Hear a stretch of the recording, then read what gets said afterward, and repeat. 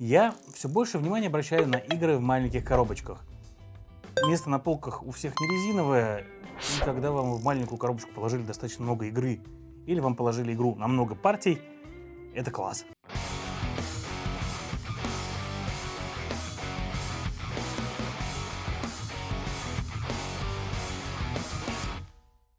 Итак, всем привет, с вами Юра, вы смотрите Geekmedia. На столе у меня сегодня слайд, или сдвиг, как она будет называться на русском языке. У меня английская версия, русская будет выглядеть немножко по-другому, будет другая коробка, но в целом получим игру ту же самую.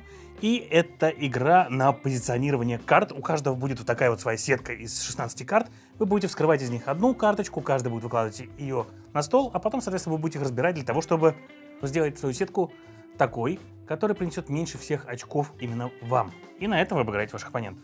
Давайте потихонечку разбираться, как играть в сдвиг.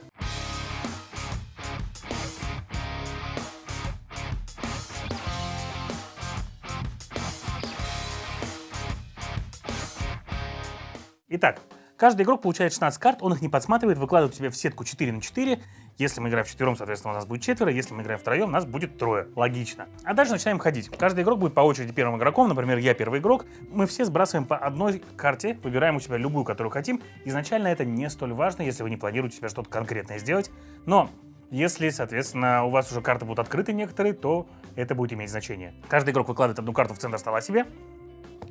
И далее, начиная с первого игрока, мы начинаем их разбирать. Ну, например, я возьму себе девяточку, и дальше я должен ее себе вставить обратно в сетку. Но прямо сюда положить я ее не могу, потому что игра называется сдвиг, а значит, мне надо что-то сдвинуть.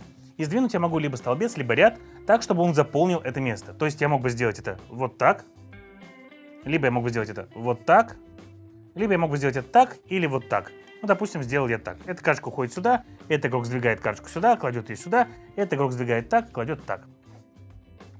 Теперь мы уже понимаем, что у нас есть какие-то карты с цифрами, и дальше продолжаем играть для того, чтобы эти цифры каким-то образом сопоставить друг с другом. Я покажу как. Смотрите, я беру вот эту карту, этот игрок берет вот эту карту, а этот игрок берет вот эту карту. И дальше мы начинаем их разбирать, уже тот игрок ходит первым, и он возьмет себе двоечку. При этом он сделает это следующим образом. Он эту двойку съезжает сюда, а эту ставит вот тут. Этот игрок берет себе четверочку, эти карточки съехали сюда, этот положил сюда, а я возьму себе шестерочку, сдвинув вот так вот. Ну и третий ход, давайте быстренько пробежимся по ним. Сделал вот так, вот так, вот так. И разобрали обратно.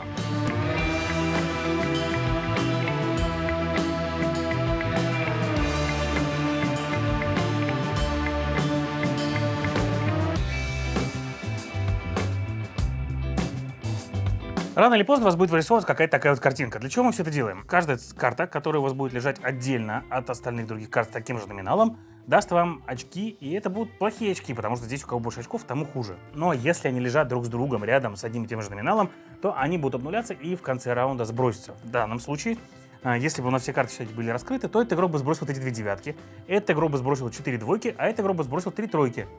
И посчитали бы остальные очки. Таким образом, эта игра каждый раз ставит перед вами несколько задачек.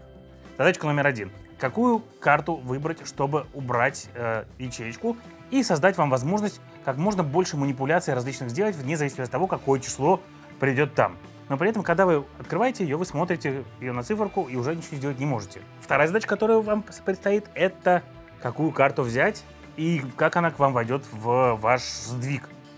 То есть, как видите, вот этот вот игрок, который я на данный момент, он набрал очень много карт, которые с разными числами, и поставил их все сверху, и ему будет очень неудобно подставлять к ним какие-то соответствующие числа, которые были бы рядом с ними. С другой стороны, вот этот игрок отлично сыграл, у него много двоечек, но дальше ему двигать будет тоже не очень просто. Это второй момент. И вот этим двумя моментами вы будете пользоваться в вашей первой партии и получать от них огромное удовольствие, потому что вы сами решаете в рамках своей маленькой вот этой вот сетки большую головоломку. Чем меньше карт остаются закрытыми, тем более сложно вам будет вкраплять ваши новые карты. И забавная тема состоит в том, что в какой-то момент может получиться так, что всего лишь одна карта, которая у вас осталась последняя, может поломать вам очень много в игре и разбить ваши двойки, тройки одинаковых карт, и они станут отдельными картами и принесут вам очень много очков, а это, как вы поняли, плохо. Но эта игра раскрывается с течением партий, и с течением партий вы научитесь в нее играть все лучше, лучше и лучше, и начнете уже смотреть на то, что нужно вашим оппонентам.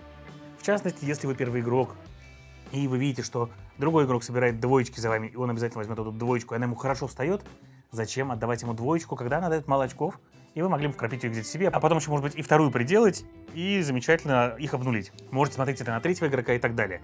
То есть здесь можно друг другу и портить жизнь, если вы играете в агрессивном стиле игры. В итоге получилась очень приятная игра на небольшом количестве компонентов, которая будет вам и головоломкой, и соревновательной игрой, и карточной игрой, которую можно взять с собой в дорогу, потому что занимает она не так много места в кармане, но достаточно много места на игровом столе, потому что 16 карт разложить — это не маленькая площадь нужна. Играть можно от 2 до 6 игроков, и во всех режимах она играется прикольно, даже в дуэльной версии она получается немного другой, когда вы конкретно уже смотрите не только то, что вам нужно, но и что конкретно нужно вашему оппоненту, чтобы он, не дай бог, это получил и взял себе. Каждый раз игра заканчивается тогда, когда у всех игроков скрыты все 16 карт, то есть вы делаете 16 ходов.